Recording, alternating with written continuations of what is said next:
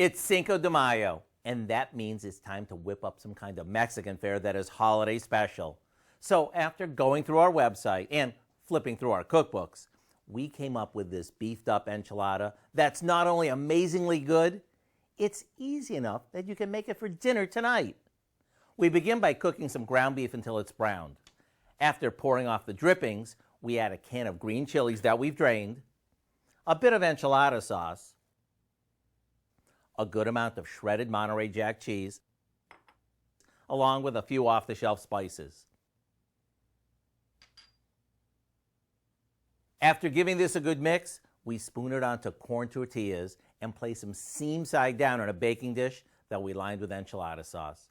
Once all the filling's used up, we top this with the rest of the enchilada sauce and sprinkle on more cheese.